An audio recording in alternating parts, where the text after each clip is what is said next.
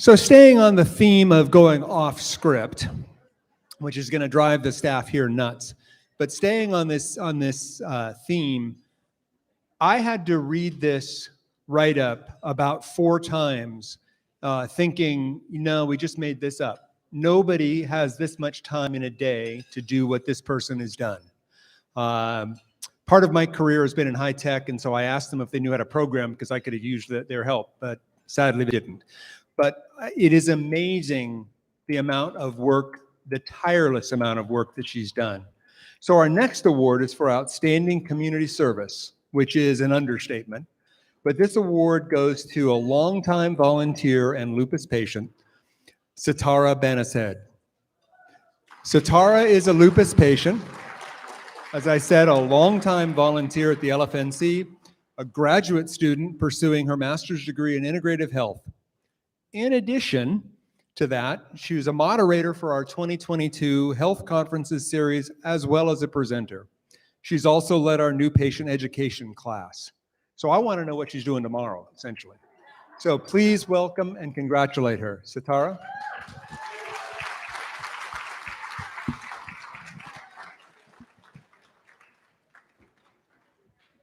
Thank you. Thank you to the Lupus Foundation and to the board for this honor and for all you do to serve lupus patients like myself.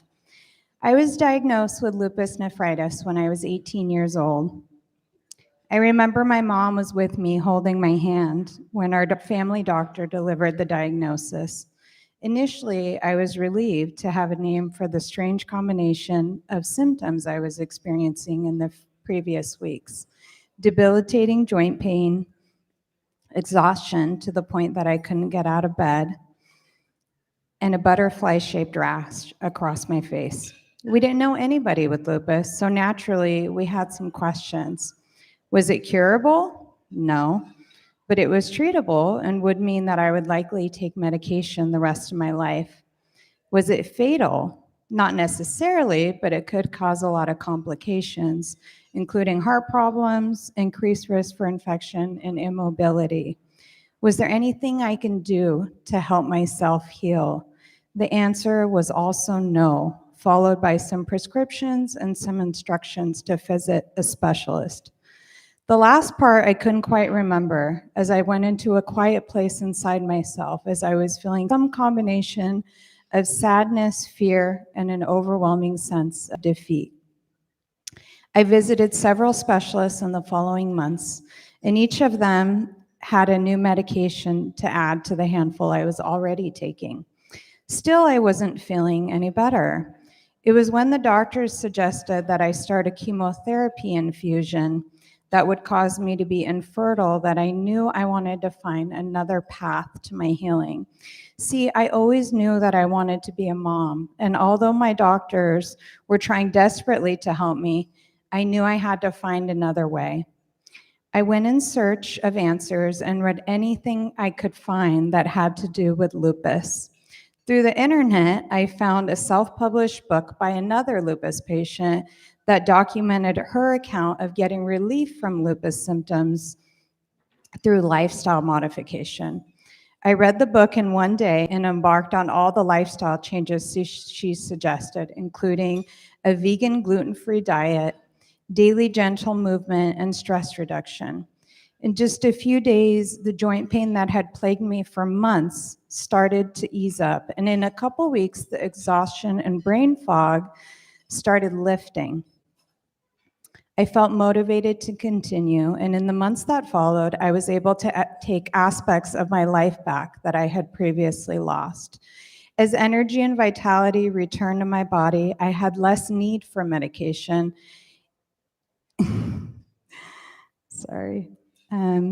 And worked with my doctors to wean off of them one by one. 6 years later, I walked into Sandra's support group hosted by LFNC, and for the first time, I saw faces of other lupus patients who were like me. In these groups, I found camaraderie and support for my journey. Fast forward to today, and my lupus has been in remission for almost 2 decades. I'm taking Plequenil to manage my thank you, to manage my lupus. And although I have occasional small flares, they were always controlled by strictly reverting to the same protocol that I started so long ago. I have a beautiful 4-year-old daughter and the energy to keep up with her. Having experienced the transformation that the lifestyle changes had for my health and life, I made it my mission in life to do as much as I can to be of service to others who are going through what I went through. 2 years ago, I started a master's degree in integrative health, where I'm learning about food as medicine, the impact of stress on our physiology, mind-body techniques, and the skills of health coaching to support others in making healthy behavior changes. I believe that the road to recovering our health with integrative medicine doesn't have to be a lonely one, and I aim to be an ally to other lupus patients who are frustrated with the state of their health and open to making these lifestyle changes. My message to my fellow lupus warriors is that they are not powerless and that there are shifts they can make in their lifestyle that will have a profound impact on how they feel. Thank you for listening.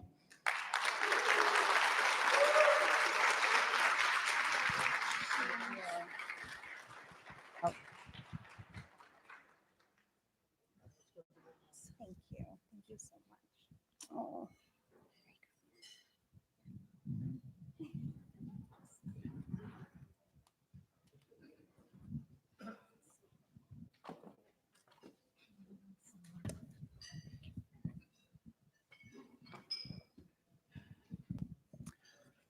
They say never repeat yourself when you're public speaking. Again, I don't know how you follow that. Thank you very, very much.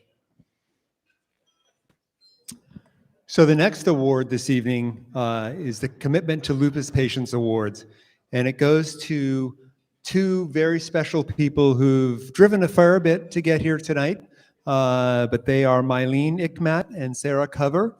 We're pleased to honor these two co-leaders for the Sacramento Support Group. Mylene and Sarah have worked with this support group for over 15 years. Please welcome them.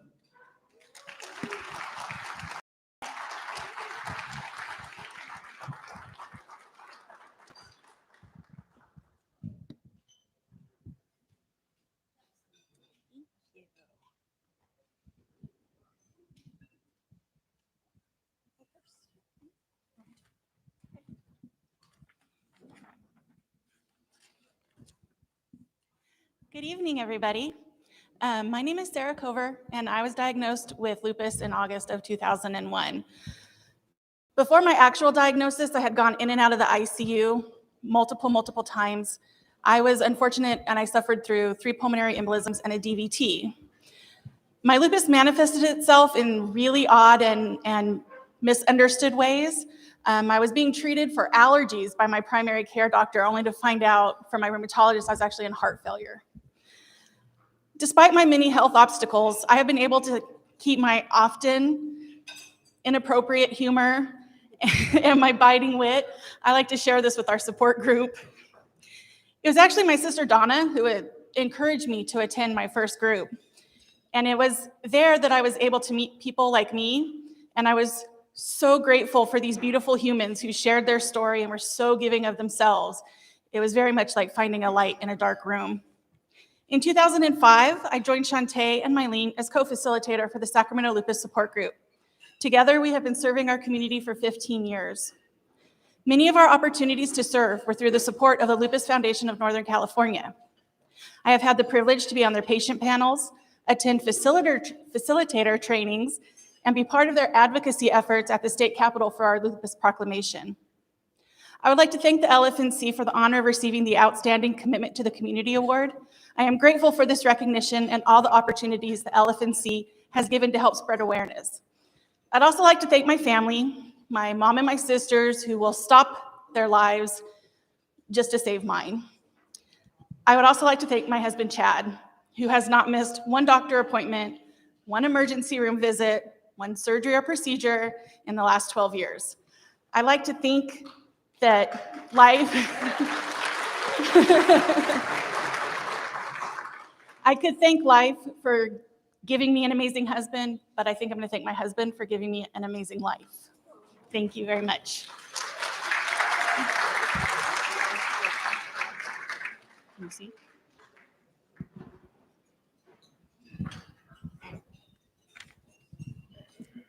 Good evening, everyone. I'm Eileen Ickmat, and I was diagnosed with lupus in 1993. I'd like to give you a glimpse of my lupus journey by sharing my poem, which is entitled, Less of Me with More to Give.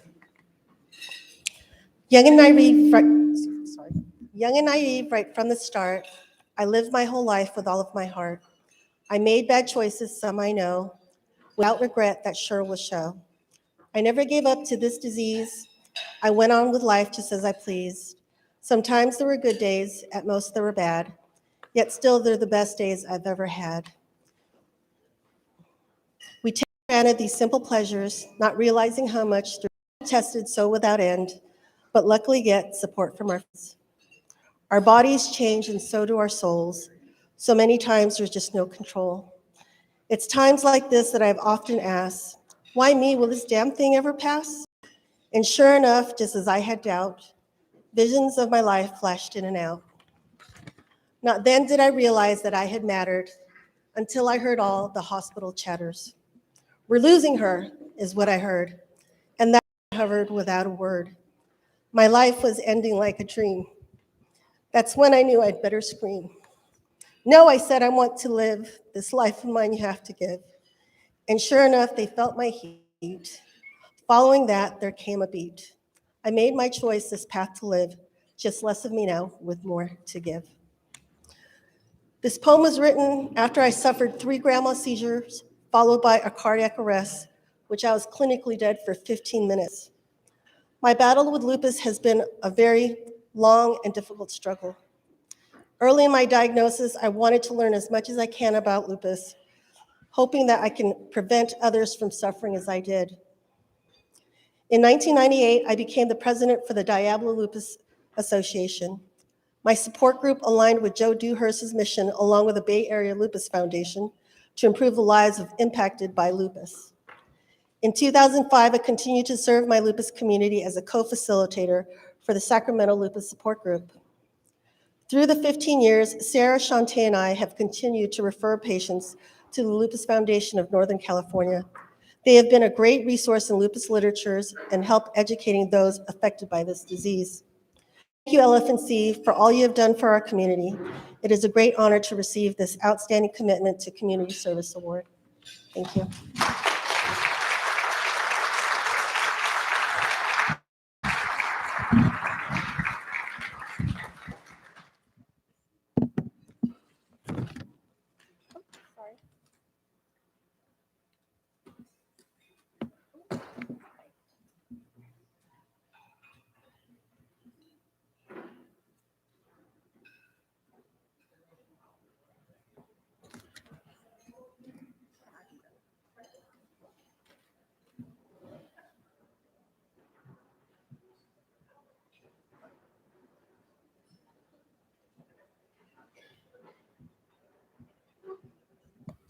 Okay, I'm not going to say it again.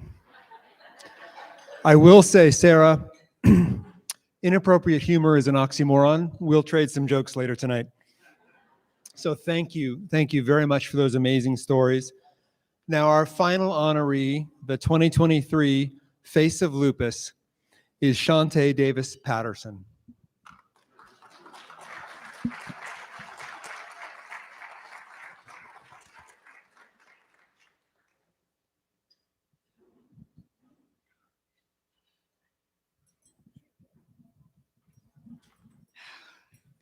Oh my goodness.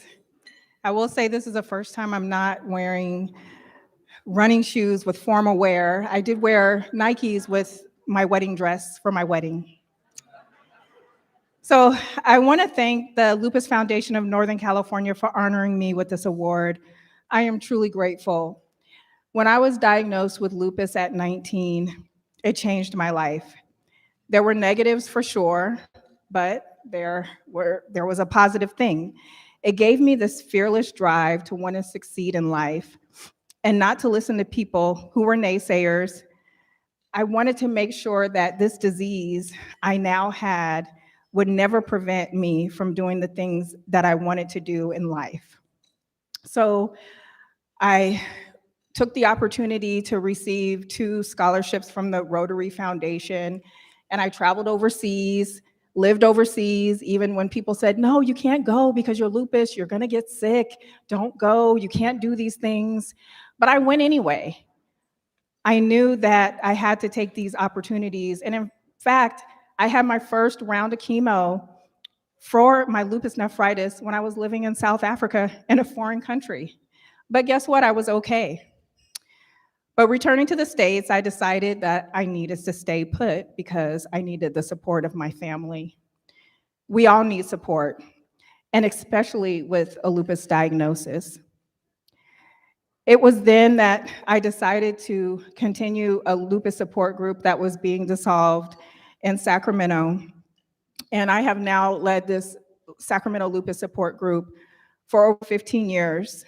But I've done it with my wonderful co-facilitator, Sarah Mylene, who you just heard from, and also with the Lupus Foundation of Northern California. It's extremely important for lupus patients to be among those who know exactly what it is to live with lupus. It's a very, very challenging disease because it's ill-defined. You really don't know what's happening to your body yourself, and it's hard to explain that to someone else for them to be able to give support to you.